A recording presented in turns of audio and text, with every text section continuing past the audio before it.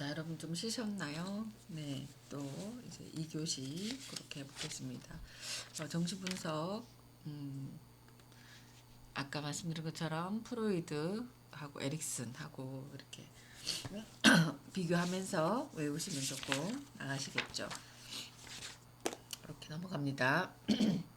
자, 이제 상담 목표 중에 보면 정신분석은 무의식을 의식화, 왜곡되고 억압된 성적 욕구를 해결하는 겁니다. 그래서 내가 어떤 말을 해도 그냥 했어, 이건 그냥은 없습니다. 다 무의식 안에 있는 게 올라오는 거죠. 그래서 프로이드는 신경질적 고통을 현실적으로 고통으로, 원초가 있던 곳에 자아가 있도록 정신건강을 회복하여 사랑과 일을 할수록 상담을 돕는 것입니다. 여기 보면 안에 불안하고 뭐 이런 게 있거든요. 그래서 다시 보겠습니다. 주요 개념. 자, 보시면 131페이지 보면 우리 불안이에요. 자, 불안은 원인에 대한 명확한 대상 없이 두려움을 느끼는 것입니다.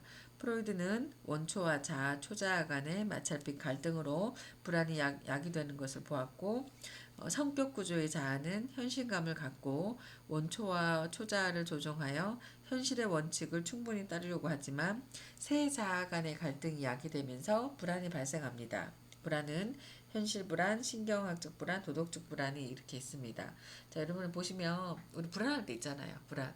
자, 과거에 이런 말이 있습니다. 과거에 대해서 힘들면 우울이 오고요. 미래에 대해서 힘들면 불안이 온다고 합니다. 그래서 여러분은 과거에 생각하는지 미래를 생각하는지 한번 보시고, 자, 중간에 현실적 불안, 실제적 현실적인 불안부터 하겠습니다. 실제 외부 세계에서 받는 위협에 대한 인식 기능으로 불안을 느끼는 것을 의미합니다. 이는 실제적이고 현실적이고 불안을 말하는데, 예를 들어 가파른 내리막길에서 넘어질 것 같은 불안감을 느낄 수 있습니다. 이게 현실 불안이죠. 자, 신경증적 불안은 불안을 느껴야 할 이유가 없음에도 불구하고 자아가 본능적 충동을 통제하지 못해 불상사가 생길 것이라는 위협을 느껴서 불안에 사로잡히는 것을 의미합니다. 신경질적 불안은 원초와의 쾌락이 너무 충족되면 처벌을 받을 것이라는 두려움에서 기원합니다. 신경질적 불안은 왜 되게 노이로제처럼 그렇게 오죠. 그리고 도덕적 불안, 원초와 초자 간의 갈등에서 비롯된 불안에서 본질적 자기 양심에 대한 두려움을 말합니다. 자신의 도덕적 원칙에 위배되는 원초와의 충동을 표현하도록 동기화되며, 초자는 수치와 죄의식을 느끼게 합니다. 그래서 여러분들도 불안을 느끼면 내가 왜 불안을 느끼는 건지 그렇게 한번 적어보시거나 이렇게 왜 그러는 건지 알아보는 시간이 됐으면 좋겠네요. 자, 불안. 자아, 초자와 원초와 간의 마찰이 불안을 야기합니다. 자아에게 닥친 위험을 경고하는 신호이고, 아까 현실적, 신경질적, 도덕적 불안이 있습니다. 자, 여기 보면 이제 자아 방어기 이제인데요. 자, 갈등으로 야기된 불안으로부터 자신을 보호하기 위해 고통에서 보호하는 유형적 목적, 충동적 사용하는 병리적 목적으로 합니다. 그래서 우리 뭐 승화, 태행, 억압, 합리화, 투사, 부정, 반동성, 부인, 치환 있는데 이거 하나씩 이렇게 알아보면 좋겠습니다. 나는 어떤 거를 방어기제로 사용하고 있는지를 한번 하나하나 알아보는 거죠. 자, 보면 이것도 시험에 나오겠죠. 설명한 다음에 이게 뭡니까? 라고 물을 것 같네요. 보니까. 자, 아이고. 제가 여기 페이지 132페이지 있거든요. 자, 보시면 우리가 이제 어떤 건지 자기가 보시면 되겠습니다. 자, 자방어 기제. 이성적이고 직접적인 방법으로 불안을 통제할 수 없을 때 붕괴 위기에 처한 자아를 보호하기 위해서 무의식적으로 사용하고, 행동 수단을 자방어 기제라고 합니다.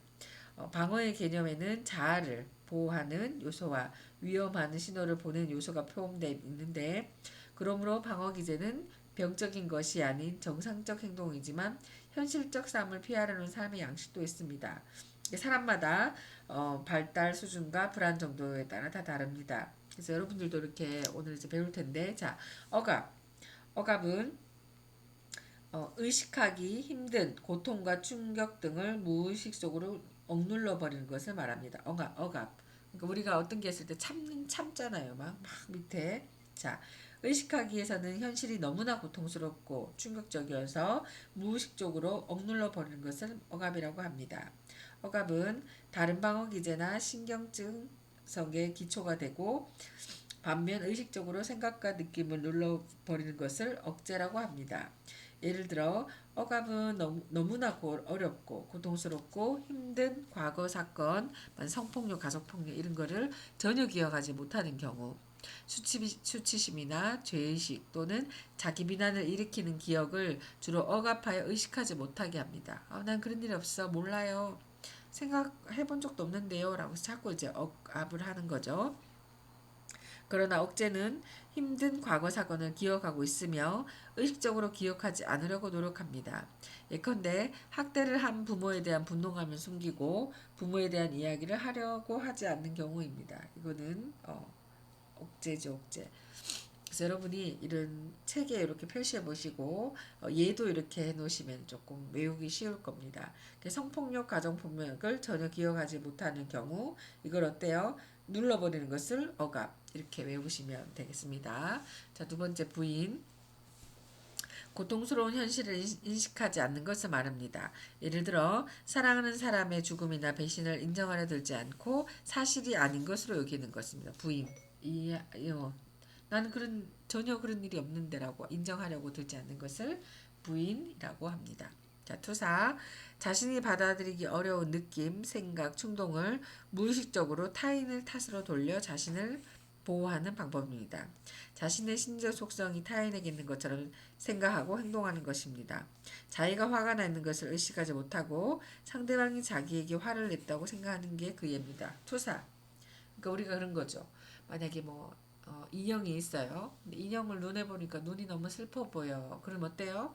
지금 자기가 슬퍼 보이는 거예요. 근데 우리는 어때요? 자기는 몰라요. 상대방이 슬픈 것 같아요. 라고 하죠. 이게 투사입니다. 투사.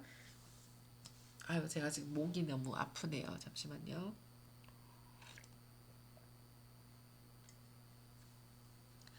너무 말을 안 해서 그런지 목이 조금 잠기고 한데 빨리 하겠습니다.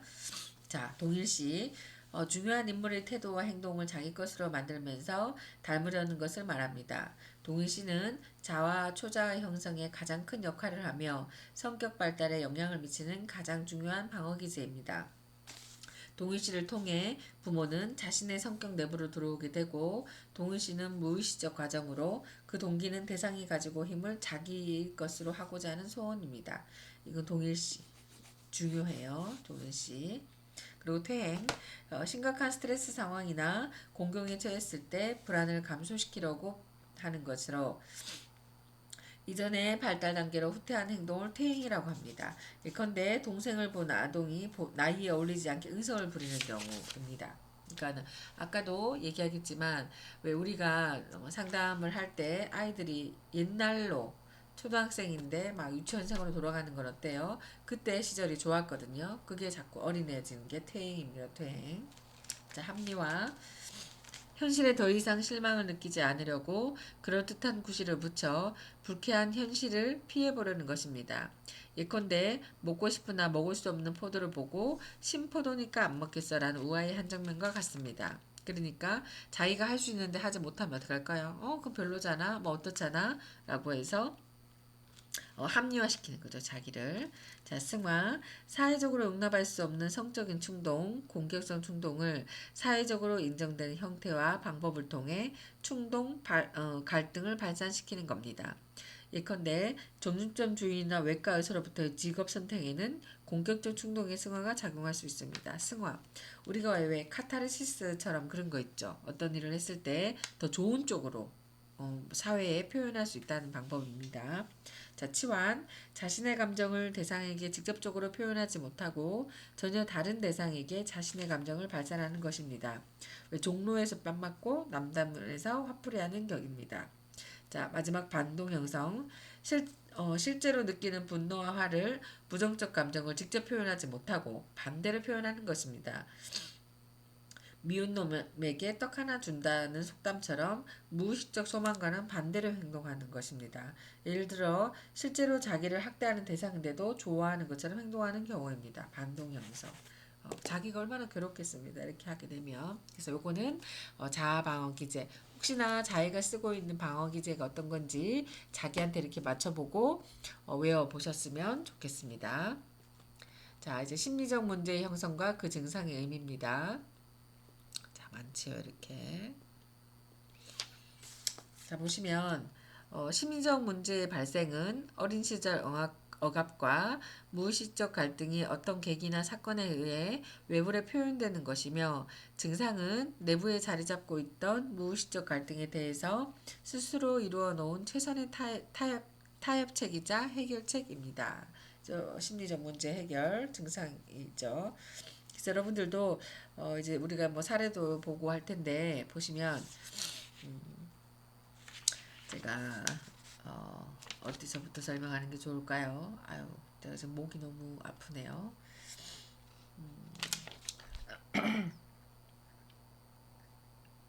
자, 아이고, 네, 그래도 수업은 해야 되기 때문에 하겠습니다. 자, 심리적 문제의 형성 과정 중에서 보면 내담자의 정신 속에는 무의식적 갈등이 자리 잡고 있습니다. 무의식적 갈등은 삶의 초기에 형성된 이후로 해결된 적이 없으므로 무의식적에 존재하고 있습니다. 자, 무의식적 갈등은 아동기에 형성되어 무의식 속에만 존재하기 때문에 현실과는 엄연히 다릅니다. 하지만 그 갈등은 원래 그것이 억압되었던 이후 결코 해결된 적이 없어서 내담자에게는 확실히 존재하는 현실로 지각되며 위험하다고 느껴집니다. 바로 어린 시절에 느꼈던 거가 똑같이 느껴지는 거죠. 그때 어렸을 때랑 지금 현재랑. 이 같은 갈등은 내담자가 의식하지 못하는 의식적 상태에서 만들어지는 것이기 때문에 불안이라고 합니다. 즉 불안은 공포를 정신 내적으로 경험하고 있는 상태여서 불안이나 신경질적 갈등을 대표적 위험과 다음과 같습니다. 자, 첫째는 어린아이가 양육받고 사랑받기 위해서는 의존하던 대상의 상실 또는 이별이다. 둘째는 그런 대상이 화를 내거나 꾸중을 하는 경우 애정의 상실이다. 셋째는 거세 콤플렉스, 넷째는 초자가 유발하는 불안, 자신이 가진 도덕 기준에서 벗어나는 경우 스스로를 비난하거나 죄의식을 느끼는 도덕적 불안이 있습니다. 그래서 즉 이러한 불안을 피하기 위해서 내담자는 여러 가지 방어 기제를 동원합니다. 그러나 자아가 방어하기에 너무 큰 불안을 느끼는 경우에는 고통스러운 상황에서 자신을 보호하기 위해서 증상이 나타납니다. 예를 들어 어머니에 대한 강한 적개심을 느끼는 아이가 있다고 하고 아이는 그 어머니에 대해서 강한 적개심을 느꼈지만 어머니의 사랑을 잃을까봐 두려워 자신의 적개심을 있는 그대로 표현하지 못합니다. 이러한 어머니를 향한 적개심은 대부분 방어기제를 통하여 처리됩니다. 그러나 적개심이 너무 커서 아이가 가지고 있는 방어기제로 방어되지 않는 경우에는 심리적 증상으로 나타납니다. 다시 말해 어머니에 대한 적개심이 표현되지 않도록 하기 위하여 심리적 증상을 선택하는 겁니다. 이렇게 해서 생긴 심리적 증상이 아이에게 큰 고통을 주지만 아이는 자기가 가지고 있는 어머니에 대한 적개심이 표현되었을 때 느끼게 될 고통보다 덜 하다고 생각하기 때문에 증상을 선택하는 겁니다. 그러니까는 어머니한테 막 공격적으로 뭘 하고 싶은데 그렇게 하면 어때요? 엄마가 떠날까봐 두려워하니까 다른 걸 선택한다는 거겠죠. 그래서 여러분들도 이거를 막 이론으로 외우기보다는 이해하는 쪽으로 해야 됩니다. 그래서 보면 증상은 현재의 상황 또는 갈등이 예전부터 과거의 무의식적 갈등을 불러일으켰거나 또는 예전부터 있었던 과거의 무의식적 갈등이 변형된 모습으로 현재 대인관계 또는 행동으로 표현될 수 있는 겁니다. 그러니까는 그 전에 있던 거를 어때요? 만약에 뭐 우리가 내면 아이라고 하죠. 3살, 4살 때 가졌던 거를 지금 또 무의식적 갈등으로 현재 대인 관계나 행동으로 표현되는 거, 무의식 자꾸 올라오는 거죠. 그래서 여러분들도 보시면 자, 예를 들면 어떤 강박 신경증 내담자는 자기가 사람을 해칠지도 모른다는 두려움에 사로잡혀 이것은 내적 갈등의 요소가 표현되고 있는 경우입니다. 그의 증상은 다른 사람을 해치고 싶은 욕망과 충동을 표현하는 동시에 남을 해치는 것에 대한 두려움이 현실로 표현되는 것을 막기 위해 강박신경증을 선택한 것입니다.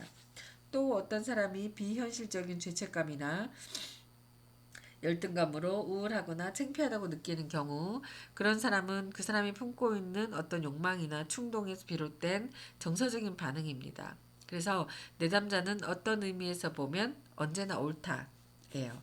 다시 말하면 내담자의 증상이 어떤 종류의 것이건 설령 그것이 다른 사람에게 아무리 비합리적이고 적절하지 못한 것이라질 때도 그것은 내담자의 무의식적 내적 갈등 상황을 해결하기 위해입니다. 다만 그 결과가 과거에 경험하였지만 억압해 버렸기 때문에 이러한 갈등에 잠재있다는 건 전혀 의식할 수 없는 거죠. 아까 처음에 정신분석 우리가 1교시 할 때 얘기할 때 어때요? 그 사람은 최선의 지금 행동을 한다고 제가 말씀드렸잖아요. 그래서 우리가 상담을 할 때 그 사람을 이해할 때 저렇게 싸가지야. 뭐 왜 저래? 왜 저래? 그게 아니에요. 그 사람은 최선의 지금 행동을 하고 있는 겁니다. 목소리가 네. 아까 증상, 무의식적 갈등, 스스로 찾아낸 최선의 해결책, 현재의 대응과 또는 행동으로 나타난다고 합니다.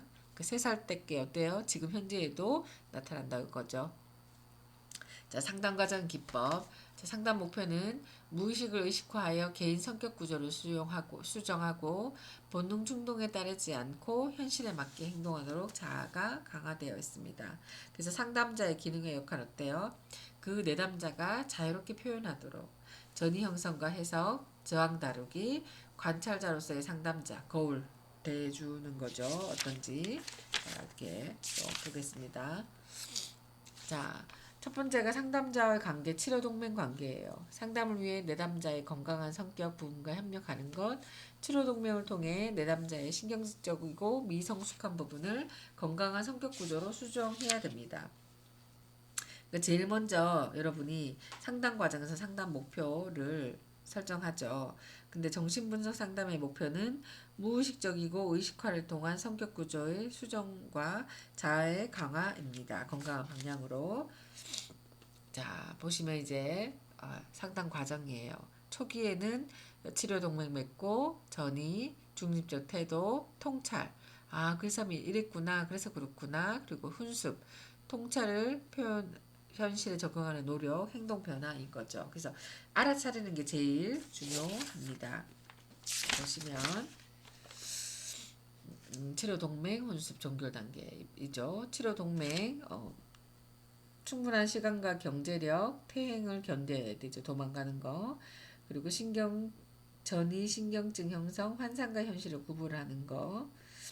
그리고 훈습, 저항, 해석, 환자 반응. 그리고 종결. 그 상담 기법은 알아차림이에요. 그래서 내가 이랬구나. 통찰을 현실 적용해 봄으로써 갈등에 대해서 과거보다 효과적으로 수능하거나 근본적으로 해결하는 것입니다.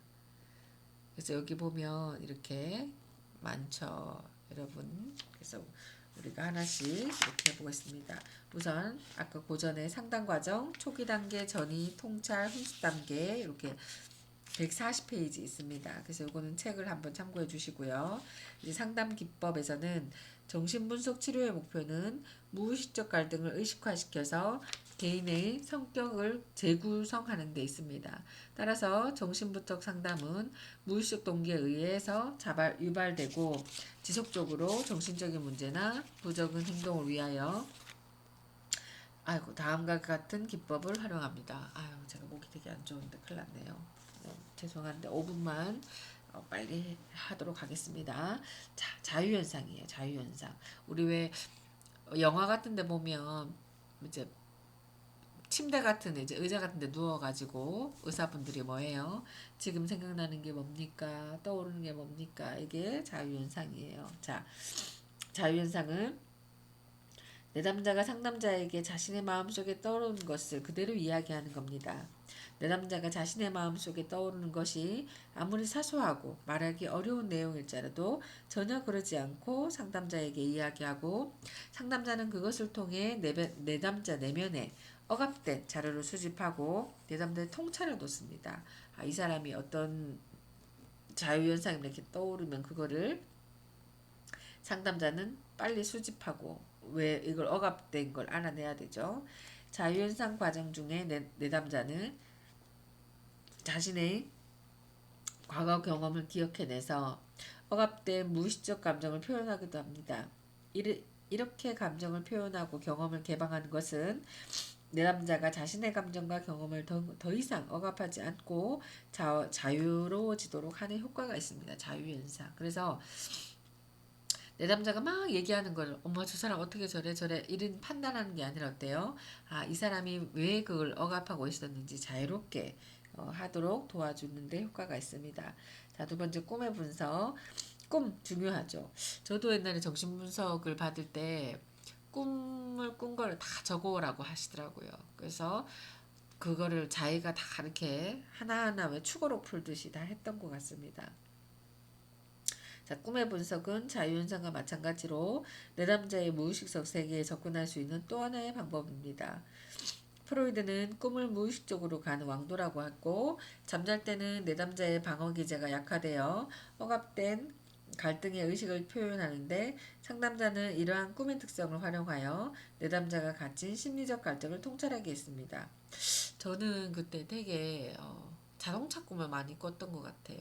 그러다 보니까 정신분석을 받고 그 다음날 꾸든 그날 꾸든 한 자동차 꿈을 꿨는데 지금 생각해보면 되게 빨리빨리 강박적인 저를 본 것 같아요. 그 꿈에서 나타났던 것 같습니다.